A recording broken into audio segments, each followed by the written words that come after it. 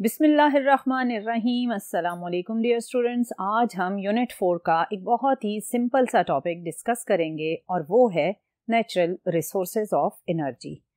आपके सराउंडिंग में कई ऐसे natural resources of energy exist करते हैं जिन्हें हम अपनी रूटीन लाइफ में डिफरेंट फॉर्म्स में यूज़ करते हैं। बेसिकली जब भी आप नेचुरल रिसोर्सेज ऑफ एनर्जी की बात करेंगे तो इनकी 2 टाइप्स हैं। एक टाइप कहलाती है नॉन रिन्यूएबल एनर्जी रिसोर्सेज और दूसरी है रिन्यूएबल एनर्जी रिसोर्सेज। इसमें जो आपके पास नॉन रिन्यूएबल एनर्जी रिसोर्सेज हैं, ये वो रिसोर्सेज हैं जिन्हें आप एक दफ़ा अगर यूज़ करते हैं फॉर एनर्जी तो उसके बाद इन्हें दोबारा यूज़ करना पॉसिबल नहीं होता। जबकि जो रिन्यूएबल एनर्जी रिसोर्सेज हैं ये वो हैं जिन्हें आप कई दफ़ा एनर्जी प्रोडक्शन के लिए यूज़ कर सकते हैं, या आप कह सकते हैं कि आप इन्हें बार बार एनर्जी के लिए यूज़ कर सकते हैं। लेकिन आज हमने जो डिस्कस करने हैं वो हैं नॉन रिन्यूएबल एनर्जी रिसोर्सेज, जिनका मतलब ये है कि एक दफ़ा अगर ये यूज़ हो गए तो ये फिर दोबारा हमारे काम के नहीं रहते। नॉन रिन्यूएबल एनर्जी रिसोर्सेज में 3 मेन एनर्जी रिसोर्सेज हैं जो हैं कोल, ऑयल एंड नेचुरल गैस। इसे आप कोन के रेफरेंस से भी याद रख सकते हैं। और हमारी जो वर्ल्ड है उसमें 85% जो एनर्जी प्रोड्यूस होती है वो नॉन रिन्यूएबल एनर्जी रिसोर्सेज से ही प्रोड्यूस होती है। जबकि जो रिन्यूएबल एनर्जी रिसोर्सेज हैं उनकी भी फर्दर डिफरेंट टाइप्स हैं, जिनमें है बायोमास एनर्जी, फिर है electrical energy, solar energy, tidal energy, then geothermal energy. There are multiple types of renewable energy resources. ये सारी टाइप्स आप इंशाल्लाह नेक्स्ट लेक्चर में डिस्कस करेंगे, लेकिन आज हम कोल, ऑयल और नेचुरल गैस को ही डिस्कस करेंगे। सो पहले हम फाइनली ये देख लेते हैं कि अगर आपने नॉन रिन्यूएबल एनर्जी रिसोर्सेज को डिफाइन करना है तो आप कैसे डिफाइन करेंगे। फर्स्ट जो डेफिनेशन इसकी बनेगी वो कुछ इस तरह: a non renewable energy resource is a resource that forms at a rate that is much slower then the rate that it is consumed. इसका क्या मतलब है? इसका मतलब ये है कि जो नॉन रिन्यूएबल एनर्जी रिसोर्सेज हैं इन्हें बनने में मिलियन ईयर्स लग जाते हैं, लेकिन जब ये बन जाते हैं तो आप इन्हें विद इन अ ईयर खत्म भी कर देते हैं। यानी बनने में बहुत ज्यादा टाइम लगा लेकिन यूज होने में बहुत कम टाइम लगा। यानी वो रेट जिससे ये बनते हैं वो रेट बहुत ज्यादा होता है as compare to the rate at which you are consuming these resources. So ये तो इसकी एक फर्स्ट यूजेज के पॉइंट ऑफ व्यू से डेफिनेशन है। दूसरी डेफिनेशन ये है: those sources of energy which can not be renewed, which can not be reproduced. जिसका मतलब ये है कि ये वो एनर्जी रिसोर्सेज हैं जो एक दफा आपने यूज कर लिए तो फिर आप दोबारा उनको यूज नहीं कर सकते।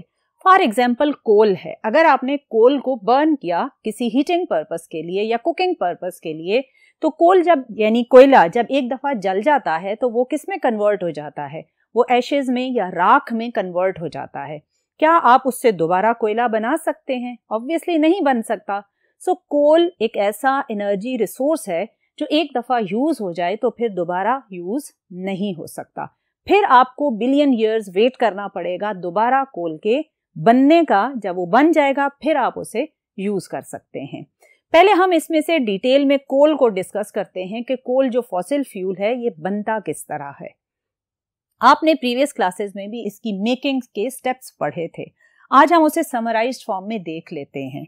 कोल किस तरह बनता है उसके लिए जो बेसिक रिक्वायरमेंट होती है वो है डेड प्लांट्स एंड एनिमल्स। जब ये डेड प्लांट्स एंड एनिमल्स अर्थ के अंदर बरिड हो जाते हैं, यानी ये अर्थ के अंदर दब गए, दबा दिए गए, तो फिर क्या होता है? इनके माइक्रो ऑर्गेनिजम्स के बीच में जो बैक्टीरियल एक्शन होता है उस बैक्टीरियल एक्शन से इनसाइड ऑफ अर्थ, यानी जहां पर ये डेड प्लांट्स और एनिमल्स बरिड हैं वहां का जो टेम्परेचर है और प्रेशर है वो इंक्रीज होना स्टार्ट हो जाता है। जब ये टेम्परेचर और प्रेशर बढ़ता है तो ये जो फॉसिल्स हैं ऑब्वियसली डेड प्लांट्स और एनिमल्स के, ये बर्न होना स्टार्ट हो जाते हैं। जब ये बर्न होते हैं because of this huge temperature and pressure तो जो फर्स्ट फॉर्म ऑफ कोल बनती है उसे कहा जाता है पीट। ये एक लिक्विफाइड फॉर्म होती है। पीट से फर्दर जब टेम्परेचर और प्रेशर बढ़ता जाता है तो पीट से वो फर्दर जिस फॉर्म में कन्वर्ट होता है वो है लिग्नाइट। लिग्नाइट से फर्दर वो कन्वर्ट हो जाता है बिटुमिनस में। बिटुमिनस से फर्दर वो कन्वर्ट होता है एंथ्रेसाइट में। एंथ्रेसाइट वो फाइनल फॉर्म है जिसे आप कोल कहते हैं और ये होता है pure form of coal. So in multiple steps को होने में काफी टाइम लगता है और वो काफी टाइम 1 साल या 2 साल नहीं होता बल्कि मिलियन ऑफ ईयर्स लग जाते हैं इस सारे प्रोसेस को होने में और प्योर फॉर्म ऑफ कोल तक पहुंचने में। लेकिन जब ये बनकर आपके हाथ में आता है तो आप इसे विद इन अ मंथ या विद इन अ ईयर ही खत्म कर देते हैं। सो आप इससे अंदाजा लगाएं कि इसकी जो मेकिंग टाइम है और जो यूजेज टाइम है उनमें कितना डिफरेंस है। हमारे यूनिवर्स में basically 5 billion metric ton coal के with in a year use हो जाते हैं। और ये यूज कहाँ होते हैं? पावर जनरेशन में, हीटिंग में, कुकिंग में, और इन सारे पर्पसेस में जब आप इन्हें यूज कर रहे होते हैं तो एक इसका डिसएडवांटेज है और वो है पोल्यूशन। क्योंकि कोल को जब आप बर्न करते हैं तो वो स्मोक जनरेट करता है और वो स्मोक ऑब्वियसली क्या जनरेट करता है? पोल्यूशन। और ये इसकी जो पोल्यूशन है वो ऑब्वियसली क्या कहलाएगी? Atmospheric pollution. ये इसका डिसएडवांटेज है, ये इसका यूज है और ये इसका रेट है जो आप जिस रेट से इस यूनिवर्स में कोल को यूज कर रहे हैं। ये था फर्स्ट आपका coal which is non renewable energy resource. अब मूव करते हैं नेक्स्ट बोर्ड पर और देखते हैं कि ऑयल और नेचुरल गैस की डिटेल क्या है। जी डियर स्टूडेंट, अब डिस्कस करते हैं ऑयल को। आपके अर्थ के ही अंदर डिफरेंट लेयर्स में आपको रॉक्स के अंदर मिलता है ऑयल और इस ऑयल को जिस नाम से आप जानते हैं वो है लिक्विड पेट्रोलियम या क्रूड ऑयल। ये भी फॉसिल फ्यूल है लेकिन कोल के कंपैरेटिवली इसकी जो अमाउंट है वो कम होती है क्योंकि हमारी यूनिवर्स में सबसे अबंडेंट अमाउंट में जो फॉसिल फ्यूल पाया जाता है वो कोल है। उसके बाद आता है ऑयल। इसकी जो फॉर्म है वो मैंने अभी आपको बताया कि उसको आप जानते हैं बाय लिक्विड पेट्रोलियम और क्रूड ऑयल।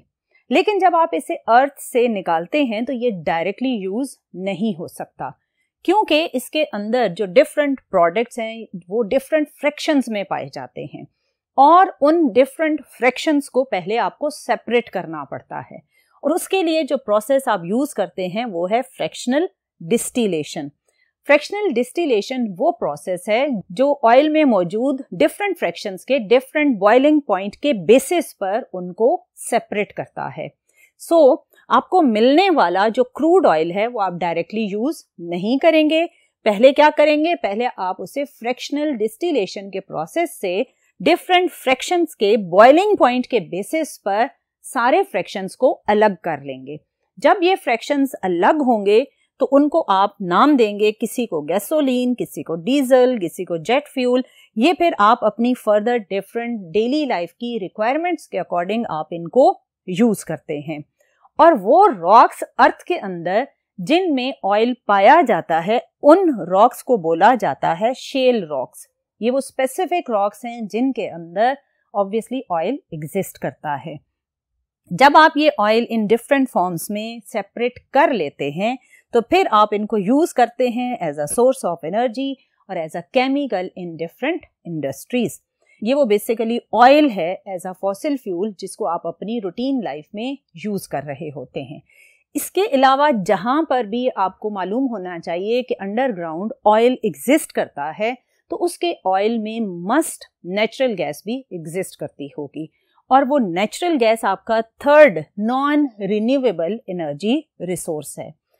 ये नेचुरल गैस होता क्या है? नेचुरल गैस बेसिकली मिक्सचर होता है डिफरेंट हाइड्रोकार्बन्स का, या आप सिंपली ये भी कह सकते हैं कि natural gas is a mixture of different gases. अब वो डिफरेंट गैसेस इसमें कौन सी हैं?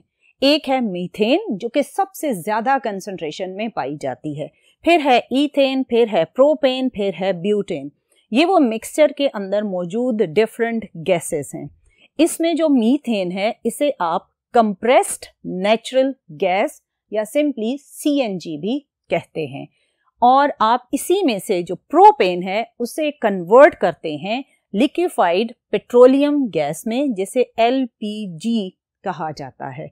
CNG आपके डिफरेंट व्हीकल्स में यूज होती है और आपने अगर इस गैस को डिफरेंट पर्पसेस के लिए यूज करना है तो आपको इसे ट्रांसमिट करना पड़ेगा अपने घर तक या अपनी फैक्ट्रीज तक। उसके लिए आप पाइपलाइंस की हेल्प लेते हैं।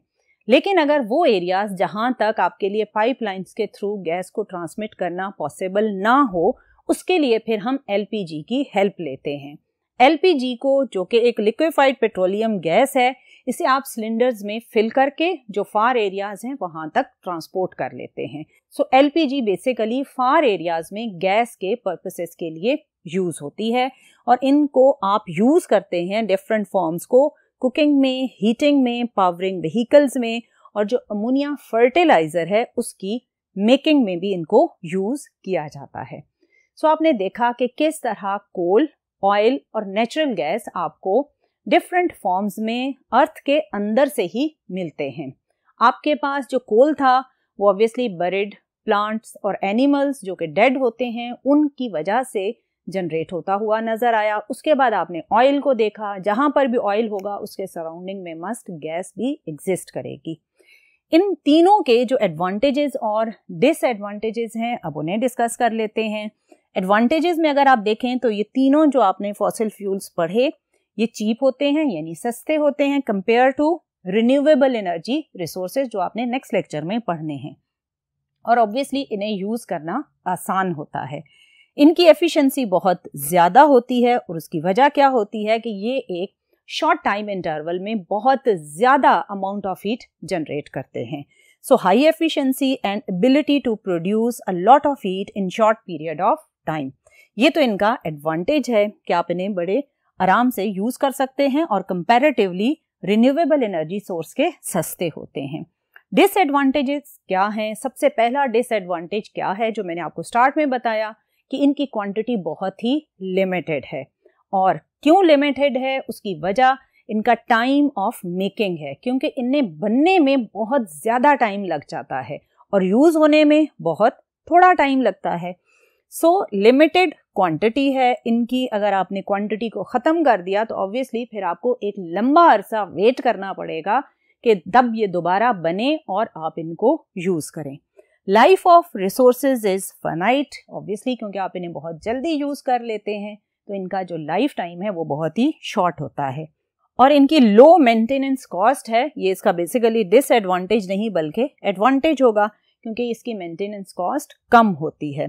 फिर थ्रेटनिंग टू एनवायरनमेंट, जो मैंने आपको स्टार्ट में बताया, क्योंकि ये तीनों फॉसिल फ्यूल्स ऐसे हैं जिन्हें अगर आप बर्न करें तो ये स्मोक जनरेट करते हैं और ऑब्वियसली पॉइजनस गैसेस जनरेट होती हैं जो आपके इस एटमॉस्फेयर को पोल्यूट करते हैं। और इस पोल्यूशन की वजह से ये कहा गया these 3 non renewable energy resources are threatening to the environment. So dear student, ये थे 3 नॉन रिन्यूएबल एनर्जी रिसोर्सेज जिन्हें मैंने कहा आप कौन के रेफरेंस से याद रखें, कोल, ऑयल एंड नेचुरल गैस। इंशाल्लाह आने वाले लेक्चर्स में मजीद डिफरेंट कॉन्सेप्ट्स के साथ मिलेंगे। टिल नेक्स्ट लेक्चर, अल्लाह हाफिज।